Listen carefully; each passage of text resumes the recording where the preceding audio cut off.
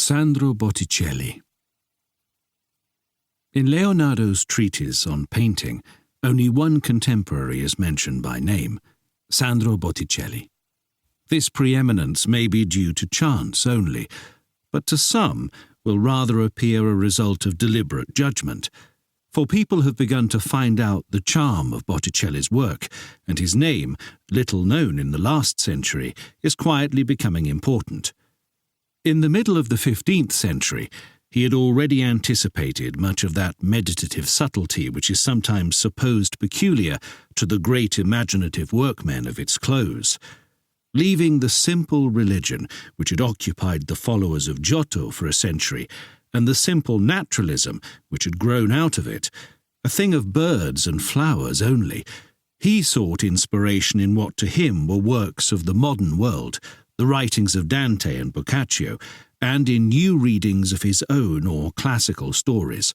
or, if he painted religious subjects, painted them with an undercurrent of original sentiment which touches you as the real matter of the picture through the veil of its ostensible subject.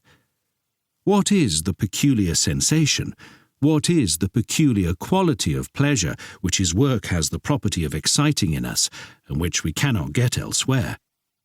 For this, especially when he has to speak of a comparatively unknown artist, is always the chief question which a critic has to answer.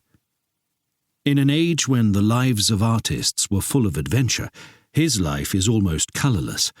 Criticism indeed has cleared away much of the gossip which Vasari accumulated, has touched the legend of Lippo and Lucrezia, and rehabilitated the character of Andrea del Castagno,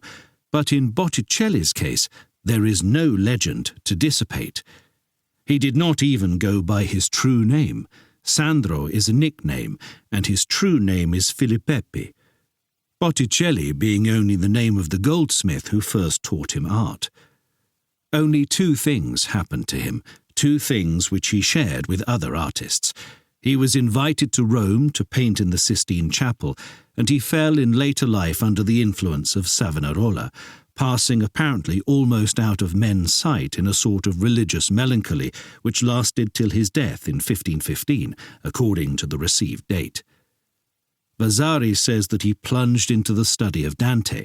and even wrote a comment on the Divine Comedy,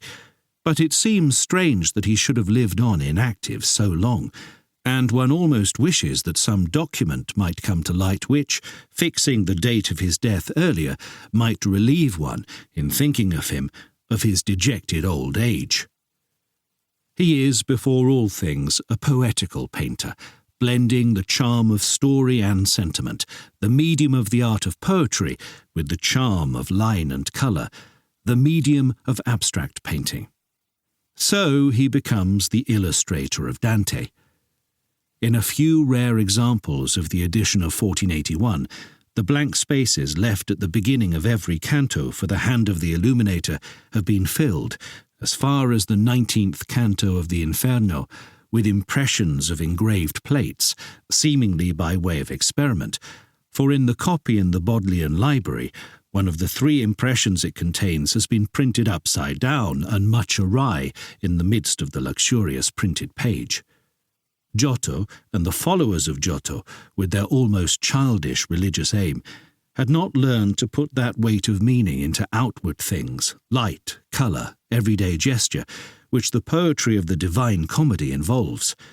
And before the 15th century, Dante could hardly have found an illustrator. Botticelli's illustrations are crowded with incident, blending with a naive carelessness of pictorial propriety three phases of the same scene into one plate. The grotesques, so often a stumbling block to painters who forget that the words of a poet, which only feebly present an image to the mind, must be lowered in key when translated into form, make one regret that he has not rather chosen for illustration the more subdued imagery of the Purgatorio. Yet in the scene of those who go down quick into hell, there is an invention about the fire taking hold on the upturned soles of the feet, which proves that the design is no mere translation of Dante's words, but a true painter's vision. While the scene of the centaurs wins one at once, For, forgetful of the actual circumstances of their appearance, Botticelli has gone off with delight on the thought of the centaurs themselves, bright small creatures of the woodland, with